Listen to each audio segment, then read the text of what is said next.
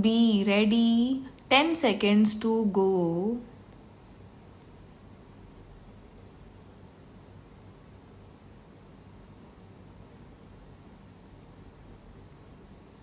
Start. Mr. Deputy Speaker, this is a measure which we think is being rushed through the House in an atmosphere of mystery.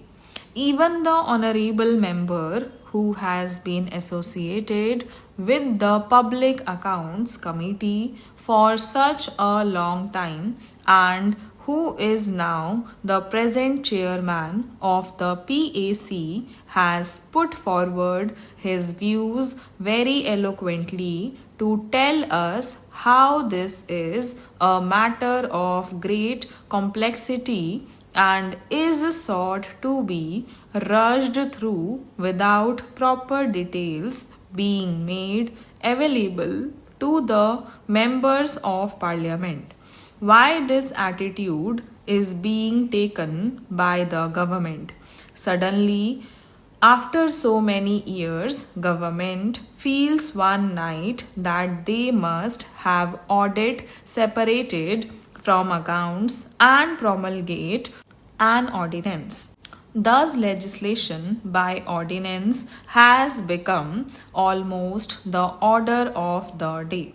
This discloses an attitude of taking the parliament for granted in every vital matters. Of course, this is an important bill which need not be opposed from political point of view, and it is an important piece of legislation, but this is sought to be placed before the House.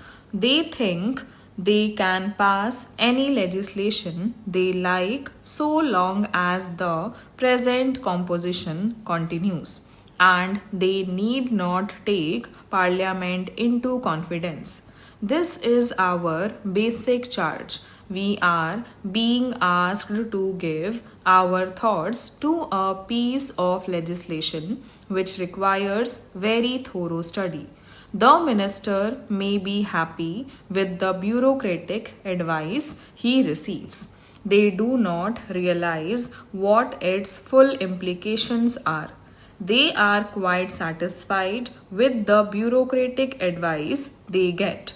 We want to know the real objective separating audit from accounts or accounts from audit and come out with an ordinance and come up to the House with something which has been accomplished as it were, and then say, you please give your formal assent to it, and so on.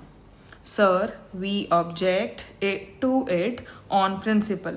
Rushing through measures such as these is not a correct thing to do.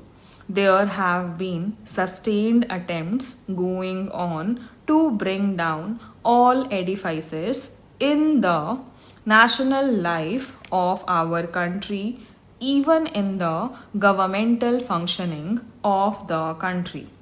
We are objecting to this on principle. This is a matter which should have been conceived on proper considerations. Parliament should have been taken into confidence in much greater detail about its full implications, being the highest body as such.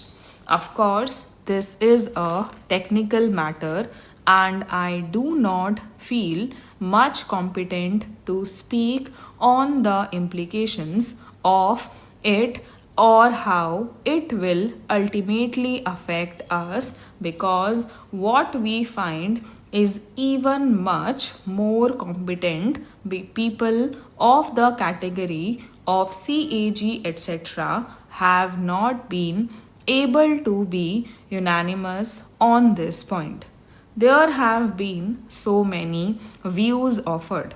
There was reference made to the recommendations of the PAC.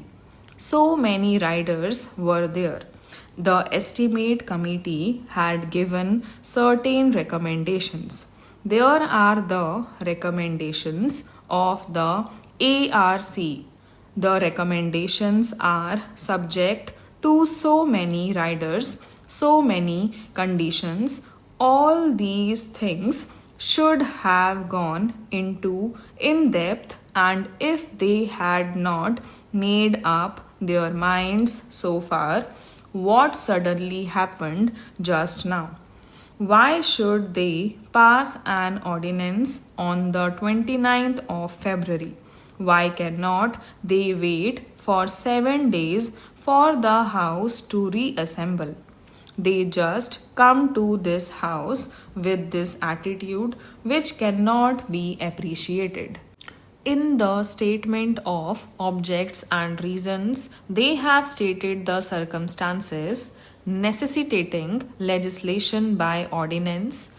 It appears that they have made up their mind to do it with effect from 1st April to complete the exercise before that date.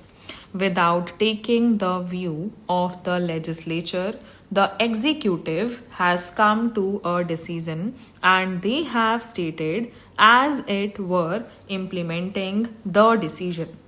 To start with, they want to do it in connection with three ministries. The present accounting system applicable to most ministries and departments is essentially external to financial management functions where the payments are made by the treasuries and accounts are compiled by the audit and account offices under the control of the Comptroller and Auditor General on the basis of initial and subsidiary accounts received by them from the treasuries. This system worked fairly well when governmental business was limited. With the increase in the volume and variety of governmental outlays, the system has proved inadequate to the administration's stakes, and separation of accounts from audit had to be thought of. There are doubts in our minds which have been very valid, if I may say so, expressed by my friend who has studied the matter in greater details. Therefore, we submit that this is not a matter which should be hurried through. As the Honorable Speaker on the other side said just now, we are still in the dark and we are trying to make a study of the matter. He says maybe the management control will be good, but we must know about the task forces whose reports are not available. Stop